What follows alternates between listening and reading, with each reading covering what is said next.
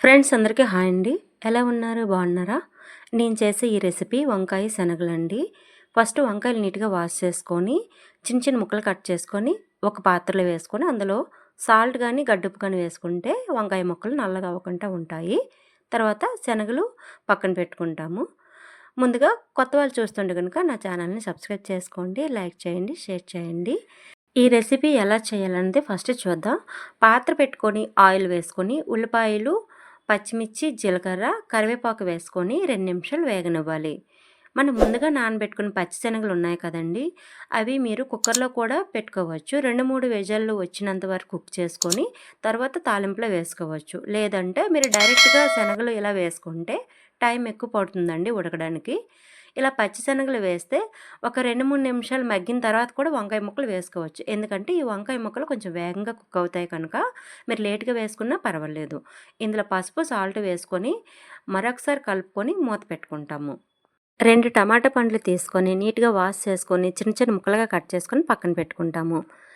పూర్వం మన పెద్దవాళ్ళు పెళ్ళికైనా, పేరంటానికైనా, గృహప్రవేశానికైనా సరే ఈ వంకాయ శనగల రెసిపీ లేనిదే అసలు ఫంక్షన్ ఉండేదే కాదండి. ఎందుకంటే సీతారాముల కళ్యాణంలోని ఈ వంకాయ శనగలు వండి పెట్టారని, మనం కూడా వండి పెట్టాలని ఒక సాంప్రదాయంగా పెట్టుకున్నారనమాట.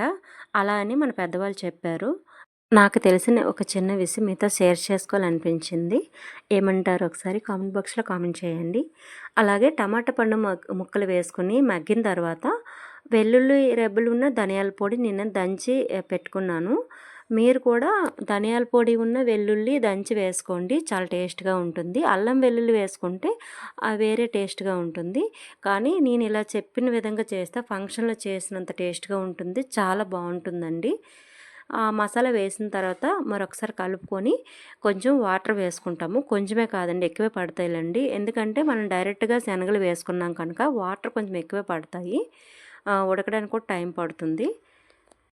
వాటర్ వేసుకున్న తర్వాత మొత్తం కలుపుకొని మూత పెట్టుకొని మధ్య మధ్యలో కలుపుతూ ఉండాలండి.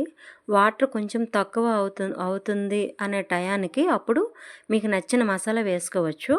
ఆ టైంలో వేసుకుంటే మసాలా అంతా కూడా కర్రీకి పడుతుంది కనుక చాలా టేస్ట్‌గా మీకు నచ్చిన మసాలా వేసుకోవచ్చండి. నేనైతే ధనియాల పొడి ఉన్న గరం మసాలా అంటే ధనియాల పొడి, జీలకర్ర పొడి కలిపి ఉన్న మసాలా వేసుకున్నాను. నెక్స్ట్ గరం మసాలా ఒక స్పూన్ వేసుకున్నాను. 2 నిమిషాలు ఉడికిన తర్వాత స్టవ్ ఆఫ్ చేసుకొని లాస్ట్‌లో కొత్తిమీర, కరివేపాకు వేసుకొని సర్వ్ చేసుకోవడమే.